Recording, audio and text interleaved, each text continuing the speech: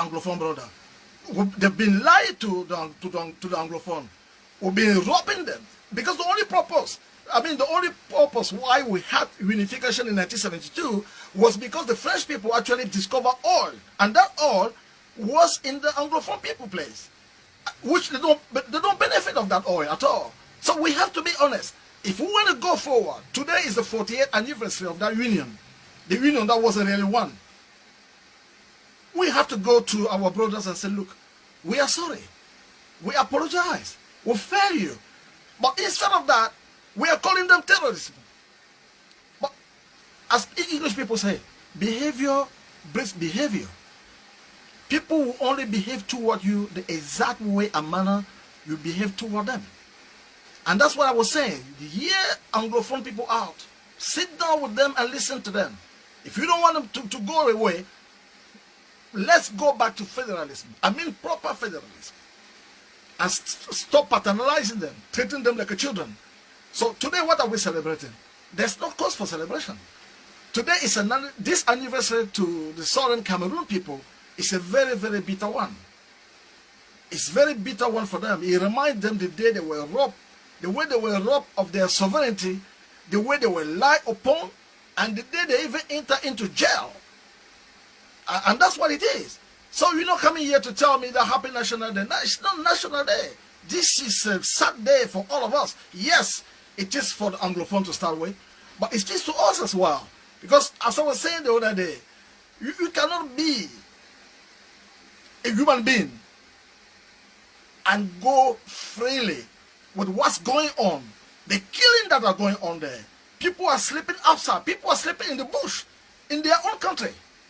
And that cannot be on. We can never allow that to happen in our country again, whatever political situation we're going to choose.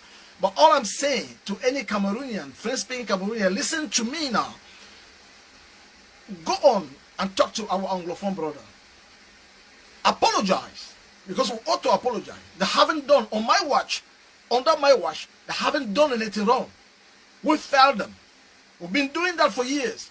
We've lied to them. We've deceived them. And we mistreated them in their own country. You know, some people calling them Anglo-foolish. Our fellow Cameroonian. For what? Just because they speak English and we speak French? We are discriminating our own brother, our own African brother, because we happen to speak another European language and they speak another European language.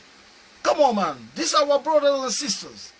So we should reach out for them and apologize. Apologize properly. And start things again from the beginning.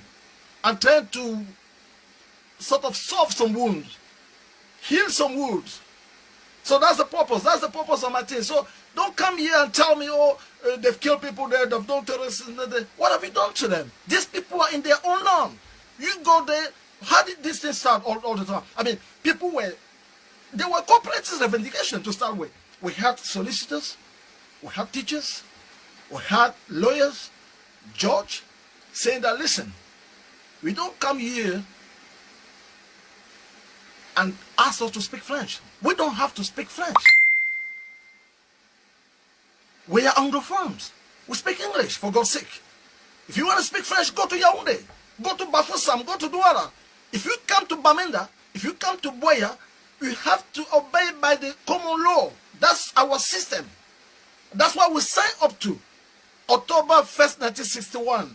Remember, there was a prime minister in 1966, prime minister of Anglophone of Southern Cameroon at the time, called Augustin Gomjua. 1966, he saw the fraud coming, and he told Aijo, he said, listen, the federalism we are in is the mixage of two different people with two different cultures. So we don't want to be Francophones. We don't want you to be Anglophone. That's what that Prime Minister in 1966 said, I think some years before the unification, the charade of unification. So Anglophone have been saying, look, when you went to agreement in Fumban, July 1961, because before the adoption of federalism in 1961, in October, I think. Prior to that, in July, they went to Fumban for agreement. The Anglophone leader who went there, Augustin Joa, Tande Muna, Jongu Foncha, they went on good faith. They told, look, Aijo is our brother. He will not lie to us. We're going to have a gentleman agreement. So whatever he said to us there, we assume that he's doing it on good faith. Because you see the Anglophone, they have something called a gentleman agreement. Something that the Francophone don't know. Because if a Francophone say good money to you, it's a bloody lie. I'm telling you, because I'm one of them.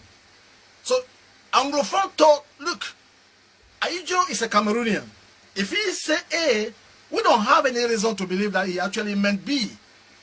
But unknown to the Anglophone was that Aijo came there surrounded by his French masters, lawyers, experts, and all this. Anglophone was misled. Everything Aijo said, they say yes. They went ahead and do it. But unknown to them was the fact that on the very agreement they had, there was a hidden. You know when you sign insurance, when you sign insurance document, you have to look very carefully because detail. They say the devil is hidden in the detail.